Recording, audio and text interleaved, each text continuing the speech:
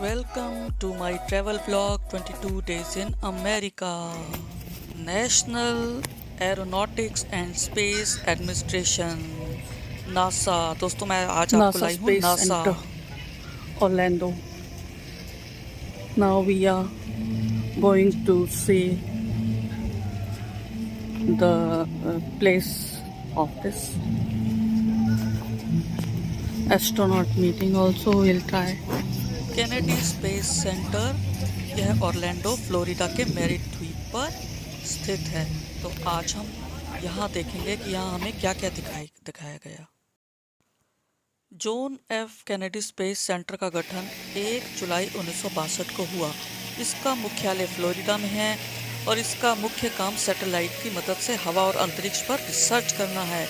मंगल ग्रह पर क्या है, चंद्रमा की सतह कैसी है और मौसम का पूर्वानुमान, ये सभी काम नासा करती है। इसका मुख्यालय वाशिंगटन डीसी में है। वाशिंगटन डीसी में स्थित नासा के मुख्यालय का गठन 29 जुलाई 1958 में हुआ और ब्रह्मांड के अनसुलझे रहस्यों को सुलझाने का प्रयास अभी भी जारी है। Mission Mars 2020। नासा ने 2020 में मंगल ग्रह पर एक रोवर स्थापित किया। यह प्रक्षेपण 30 जुलाई 2020 से 18 फरवरी 2021 तक रहा, यानी 18 फरवरी 2021 तक यह काम करेगा।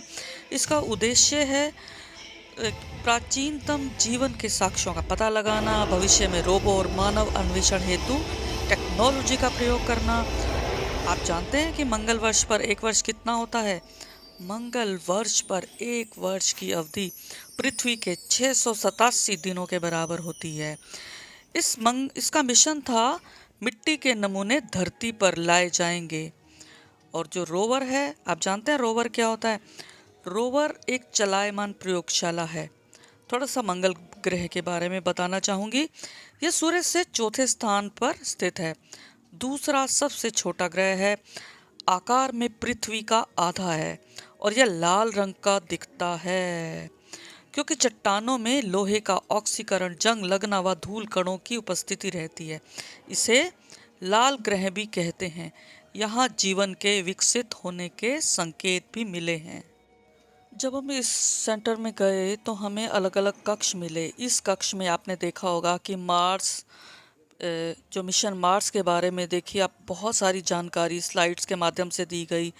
वहाँ एक व्यक्ति ने हमें बहुत सारा कुछ बताया कि कैसे, देखिए आप देख सकते हैं ये फोटोग्राफ्स हैं, ये इस पर सारा पिक्चर्स दिखाई दे रही हैं।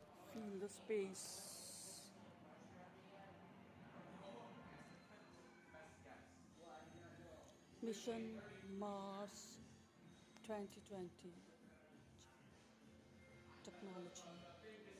You can see the technology. दोस्तों कभी कभी ऐसा लगता है कि कुछ ऐसा हो जाए कि हमें भी अंतरिक्ष में जाने का मौका मिल जाए। और आपने कई बार देखा होगा या सुना होगा या हमने फिल्में भी देखी हैं एलियंस के बारे में। हो सकता है मंगल ग्रह पर एलियंस हों और कहीं ना कहीं हमें उनकी बात तो सुनाई नहीं देती, हो सकता है कि उन्हें हमारी बात सुनाई देती हो या सिग्नल आते होंगे। ऐसा हमने सिर्फ सुना हुआ है, कभी देखा नहीं हुआ। तो कभी कभी मन करता है कि हमें भी ऐसा अनुभव हो। और दोस्तों अब आप देख सकते हैं ये फिल्म। और मैं थोड़ा सा आपको बताना चाहूँगी कि रॉकेट और स्पेस क्राफ्ट में अंतर क्या होता है। रॉकेट और स्पेस क्राफ्ट, रॉकेट तो एक तरह का इंजन होता है और स्पेस क्राफ्ट एक तरह का प्लेन होता है, एरोप्लेन होता है, जिसमें अंतरिक्ष यात्री जाते हैं, वहाँ पर फिर अंतरिक्ष में उतरते हैं और पूरी जानकारी लेते हैं और प्रयोगशाला में प्रयोग करते हैं। तो ये अंतर होता है। और मैं आगे भी बताऊंगी आपको कपड़ों के बारे में कि जो एस्ट्रोनॉट्स होते हैं कि वे कपड़े अलग, उनके रंग नारंगी रंग के होते हैं या सफ़ेद रंग के होते हैं, क्यों होते हैं मैं बताऊंगी आपको। ये देखना भी एक शानदार अनुभव रहा कि कैसे रॉकेट स्पेसक्राफ्ट को ऊपर ले जाता है, कि कैसे उसके नीचे के हिस्से में आग लगती है। ऊपर जाकर जब वह पहुंचने वाला होता है इस अंतरिक्ष में, तो उसका एक हिस्सा टूटकर नीचे ज़मीन पर धीरे धीरे आ गिरता है और स्पेसक्राफ्ट उसमें प्रवेश करता है, अंतरिक्ष में प्रवेश करता है और कैसे स्थापित होता है।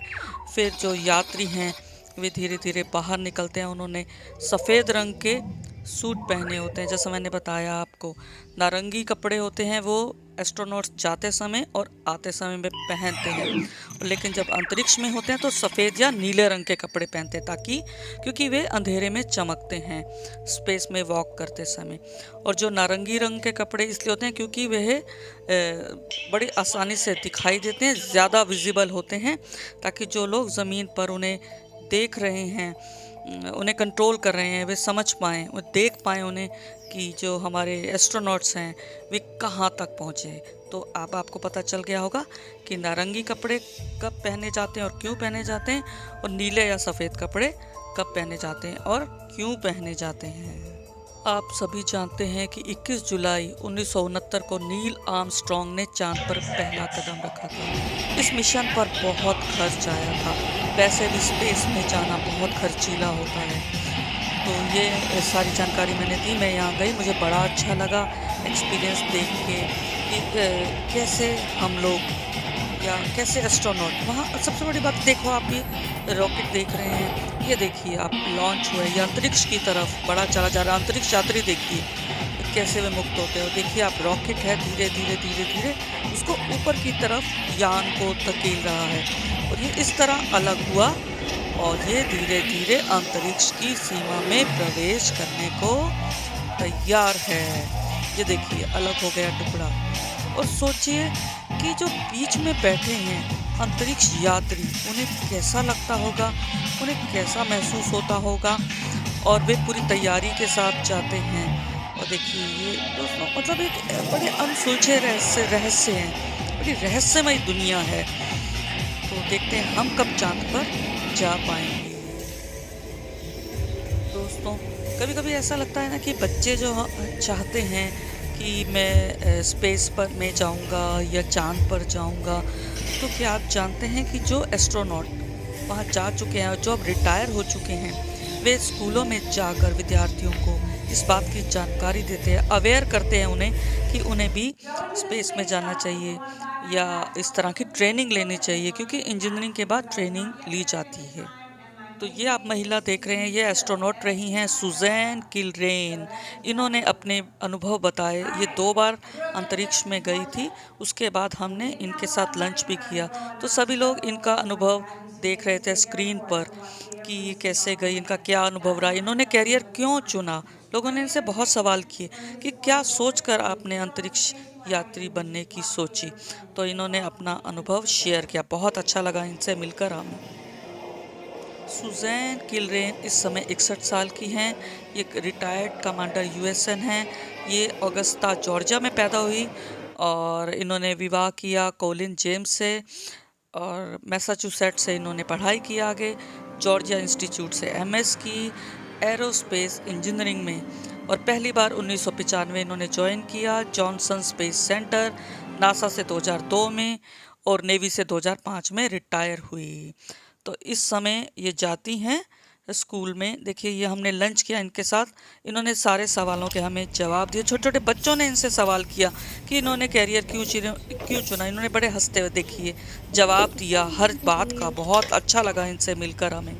तो दोस्तों मुझे उम्मीद है कि आपको ये वीडियो पसंद आई होगी। आप ज़रूर देखिएगा नासा स्पेस सेंटर। तो दोस्तों फिर मिलेंगे अगली कड़ी के साथ। धन्यवाद।